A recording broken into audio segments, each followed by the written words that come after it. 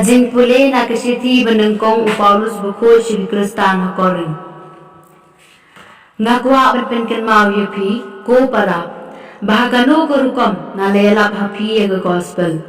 Ya kaba pilio priang hakaba pieng skem da kaba lapelak im yepi. Lada pibat skem yeka lemda pilanget leno e. Nabang ala IT pateng hapi kum kabakong santam ya kata kabangaru ngalio priang bau kres ulayap na kabenta ki pop jengi kat kum ki jintho. Bala tab yeu bala penmi pat yeu hakasngi kabalai kat kum ki jintho. Bat bo ula pau ha uke pas nangta hakikat arut. Bat nangta ula pau hakisan spangut tam ki para banget hakaju kapor. Ki babona ki kidang imenta waladon ki balayam. Nang ta ula pau hau Jacob, nang ta haki apostol baro, kado ya baro, lakum ha ubalashu kalor ula pau hangaru. Kaktiin jomuturai. Kajing pule na ka gospel kat kumu Yohanes. Ha kata kapor u Jesu la ong hau Thomas. Ngalong kalenti kajing sisa pat kajing in. Don uban poi syau kupa lai danga. Lara pilai thu yanga pinjin dalai thu yau kupa jongaro. Nado menta pi thu yu bat pilio i yu.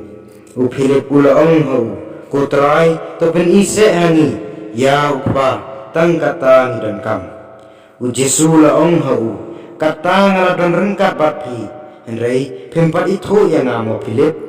Uta ubalio i yanga ulio i yau kupa tebalai ken pi ong hapen i hangi ya kupa hato pimnek bangalong hau kupa bat bau kupa ulong hanga ya kitin kibanga keren hapi ngam keren naladehi henrei ukpa ubayai sa hanga ule ya kikam jeng u tongek yanga bangalong hau kupa bat bau kupa ulong hanga lani tonge yanga nakabenta kikam bangale sisa ngaong hapi uta ubanget hanga uro unle ya kikam bangale bat unle wat kikam bakam krau ban yakini namarba ngale syaukpa kat yakababi pan haka kerteng jama nganle yakata bat baendu pendon borong yau pa